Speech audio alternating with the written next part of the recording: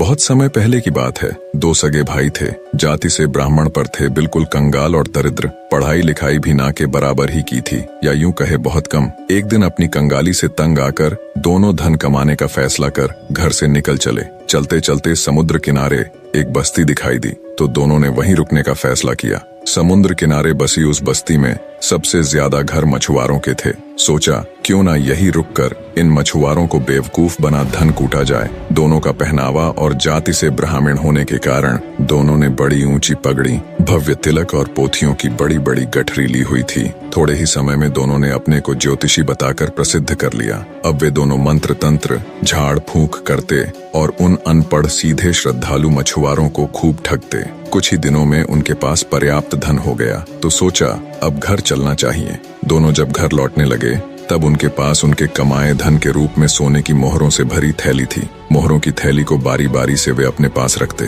परंतु जिसके पास थैली रहती उसी के मन में विचार आता, मैं यदि अपने भाई को मार डालूं तो पूरा धन मेरा हो जाए। दोनों सगे भाई थे, दोनों में गाढ़ा प्रेम था, इसलिए दोनों में से किसी ने भी अपने पापपूर्ण विचार को कार्य रूप नहीं दिया। घर के समीप पहुंचकर जिसके पास थैली नहीं थी उसने दूसरे से कहा, भाई क्षमा करना, जब जब यह थैली मेरे पास आई तब तब मेरे मन में तुम्हें मार देने की इच्छा हुई, इसलिए यह धन तुम ही रखो। दूसरे भाई ने कहा, मेरी भी यही दशा है, थैली मेरे पास है, इसलिए इस समय भी मेरे मन में यही विचार उठ रहे थे। हम दोनों ही भ्रातृत्व का नाश करने वाले इस धन का त्याग कर दें, यही उत्तम होगा। घर के समीप ही एक गड्ढा था जिसमें घर का कूड़ा कचरा डाला जाता था। दोनों ने वह थैली उसमें फेंक दी। यह भी चिंता नहीं की कि उसे ढक दिया जाए। दोनों उसे फेंक कर घर चले गए। थोड़ी देर में जब उनकी बहन फल तथा शाक के छिलके उस गड्ढे में डालने आई तो देखा गड्ढे में सोने की मोहरों से भरी हुई थैली लुढ़की पड़ी है। कुछ मोहरें थैली के बाहर भी बिखरी हुई थीं। तुरंत उस नारी ने उस धन को उठाकर वस्त्रों में छिपाना आरंभ किया,